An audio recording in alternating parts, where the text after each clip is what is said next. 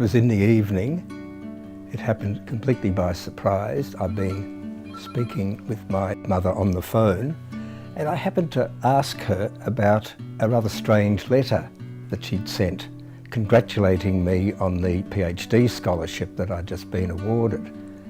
And she mentioned that with the fine genes that I'd inherited, that it was all to be expected or something to that effect.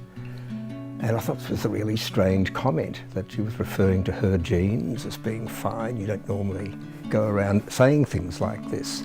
So I asked her about it, and her response was, "Oh, well, you realised you were adopted, didn't you?" I had probably a surprised reaction, but I wasn't shocked or dismayed in particular. In fact, my reaction was, well, I'm not insane after all. I'd always thought there was something a bit strange about myself, something that I could never quite explain.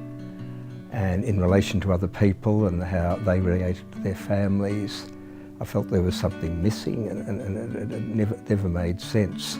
And here at last was an explanation that immediately explained a whole lot of things. The realisation, of course, then dawned, well, there must be another family. In some ways, I am these people, but I'm not these people. Who then am I? So instead of being Christopher Charles Van Rompuy, I now found out that I was Graham Roger Strudwick. Mother, Emily Margaret Strudwick, so I had a name.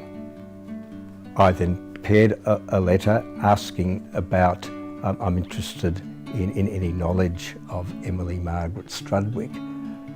A few days later, there's a phone call, 11 o'clock in the morning or so, and it's my biological mother, Margaret, and we had a chat for about 20 minutes or so. It was quite an extraordinary experience. After I'd spoken with Margaret, and she said, yes, no, we would all love you to come over. We arranged the trip, and it was the moment of stepping down from the plane at Hobart Airport, walking across the tarmac, and there they were as we were about to come through the barrier. Margaret, I recognised from her photo very quickly, and 3 or 4 other people standing around, all smiling. I realised immediately that they were part of the family as well. And it really did seem like a family reunion rather than a new encounter. There's something that's very hard to explain about what it is between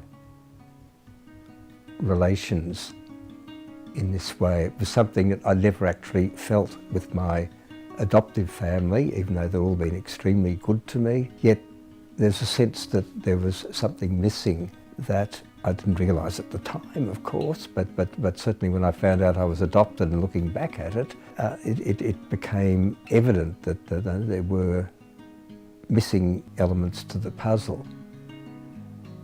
Standing there, meeting with these, my first real relations that I'd ever experienced in my life, there is a way of an instant acceptance, a sense that you do belong to a family, which, as I say, I hadn't quite experienced in that physical way before.